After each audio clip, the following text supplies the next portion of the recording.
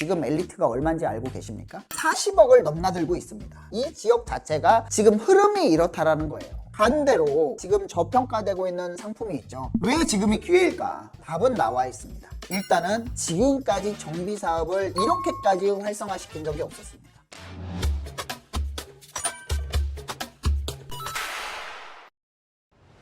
안녕하세요, 반갑습니다. 여러분과 함께 부동산 투자의 시작을 설계하는 부동산 채널 이충민의 부말리입니다. 서울은 구조로 나뉜 도시라고 볼 수 있습니다. 어떤 동네 같은 경우에는 100년이 멈춰 있어요. 하지만 어떤 동네는 한 달에 5억씩 올라요. 서울에 도시 100년이 있지만 세 가지로 함축해서 정리를 해드릴 수 있는데, 자, 그 첫 번째는 행정을 볼 수 있습니다. 정비 우선순위가 있고요. 서울시에서의 인허가 속도, 서울의 잃어버린 10년 누구나 알고 계시죠. 행정이 굉장히 중요하다, 이렇게 말씀드릴 수 있고요. 자, 그리고 두 번째는요, 바로 규제예요. 정비구역 같은 경우에는 1종, 2종 일반 주거지역이 굉장히 혼합되어 있는 지역들이 많아요. 용적률에 제한이 많습니다. 왜냐면은 3종이나 준주거지역, 상업지역보다 개발하기가 어렵고 1종, 2종 용도의 규제 때문에 개발하기 어렵다라는 게 바로 두 번째 이유입니다. 마지막 세 번째는요, 이해관계가 아주 복잡합니다. 여러 가지 이유로 인해서 그냥 5년이 후딱 지나가 버리는 게 서울 도심의 공급입니다.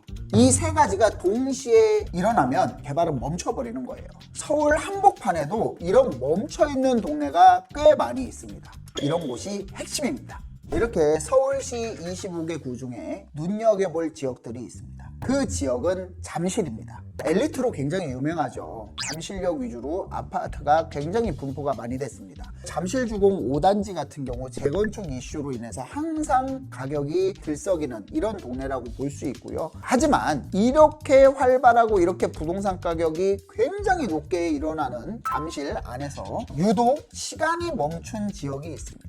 입지는 최상이라고 볼 수 있는데 정비는 계속 뒤로 미뤄졌어요. 늦어서 그만큼 싸고 이제는 정비 사업이 시작할 지역, 바로 잠실동 일대입니다. 잠실동 인근의 삼전동, 석촌동 이 일대는요, 1, 2종 일반 주거 지역이 굉장히 혼재돼 있죠. 그러다 보니까 용적률이 제한을 많이 받았습니다. 한강변 위주로 개발이 되다 보니까 행정상 정비구역에서 계속 밀려났다. 이래서 지금 굉장히 저렴하다, 이렇게 말씀드릴 수 있습니다. 왜 지금이 기회일까? 답은 나와 있습니다. 일단은 지금까지 정비 사업을 이렇게까지 활성화시킨 적이 없었습니다. 서울시의 눈이 남은 지역으로 지금 쏠리고 있습니다. 지금 오세훈 서울시장이 정비 사업을 통해서 도심에 공급을 하겠다라고 열심히 일을 하고 있습니다. 9월 28일 날 발표한 31년 동안 31만 가구를 공급한다라고 했을 때도 굉장히 큰 이슈가 됐었습니다. 남은 지역으로 지금 돈이 이동을 하고 있다라고 말씀드릴 수 있고요. 두 번째는요, 5년 6년 걸리던 정비 계획이 2년으로 단축이 돼요. 신속통합기획구역은 구역 지정까지 5년 6년 걸리던 것을 2년 내에 단축해서 사업 진행을 굉장히 가시화시켜서 빠르게 진행을 시키겠다. 신속통합기획구역 2.0은 속도가 핵심이에요. 여러 가지 심의가 있는데 이거를 통합해서 심의를 보고 신속하게 개발을 하겠다라는 취지고요. 마지막으로 살펴볼 세 번째, 공사비, 분양가가 현실화되고 있다. 과거보다 사업성이 뛰어나진다는 거죠. 공사비는요, 2022년도에 평당 600에서 700만 원 정도였어요. 2020년도 초는 코로나 때문에 원자재 가격이 워낙 많이 상승을 한 시점이기 때문에 코로나가 끝난 이후에 원자재 가격은 떨어지지 않고 지금은 어때요? 평당 1,000만 원이 넘습니다. 분양가 상한제도 완화가 되는 추세고요. 예전엔 사업성이 안 나온 지역들, 이제는 이런 분양가 현실화로 인해서 사업성이 개선이 되는 구간이다, 정비가 될 수 있는 구조로 만들어지고 있다라고 말씀드릴 수 있습니다. 서울시는요, 최근에 재개발 정책의 방향을 크게 바꿨어요. 기존에 낡은 주택을 새 주택으로만 바꾸는 그런 정비 사업이었다면 이제는 도시의 기능까지 회복하는 그런 복합개발로 서울의 정책이 바뀌고 있습니다. 얼마 전에 서울시에서 발표한 도시정비형 재개발 사업에서 잠실이 포함이 됐죠. 상업지역과 준주거지역의 용적률을 1.1배 상향을 시키고 고층 복합개발을 허용해서 150m까지 가능하게 만들었습니다. 그러니까 잠실 일대 동남권을 글로벌 업무지역으로 확장한다는 거죠. 개발에 대한 스케일 자체가 달라지는 구조예요. 이런 상황에서 잠실 내에 저평가된 지역은 재평가를 받는 게 당연한 거예요.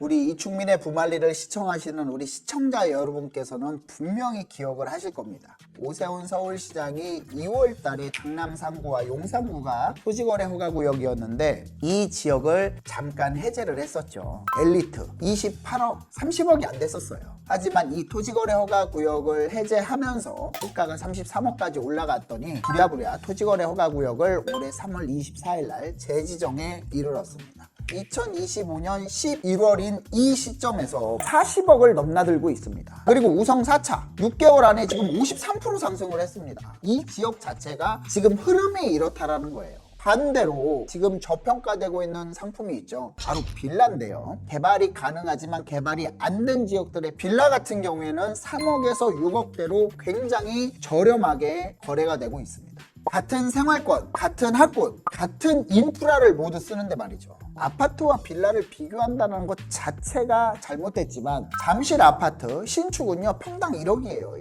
빌라 어때요? 2천만 원입니다. 그만큼 갭 차이가 굉장히 많이 난다는 거예요. 빌라 투자의 기회가 될 수밖에 없다. 투자자 입장에서는요 갭이 많으면 많을수록 갭 메우기에 들어가고 프리미엄과 직결돼 있다라는 말씀을 드리고 싶습니다. 특히 잠실이나 삼전동 일대 이 지역들은요 아직도 1, 2억대로 투자를 할 수 있는 그런 상품들이 있고요. 입지는 확실하지만 개발이 늦어 가격이 상대적으로 낮은 잠실 일대 저층 빌라들이 아직은 투자금 2, 3억이면 투자할 수 있다는 게 기회의 시장임을 바로 말해주는 거죠.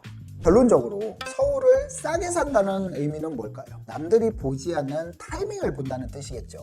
아직 오르지 않은 저평가된 서울이 있고 이제 막 시작되는 서울이 있습니다. 그곳이 바로 서울을 싸게 사는 유일한 방법입니다. 지금까지 굉장히 저평가된 지역, 하지만 미래 가치가 충분한 지역 잠실동을 설명드렸습니다. 오늘은 이것으로 마무리하겠습니다. 감사합니다.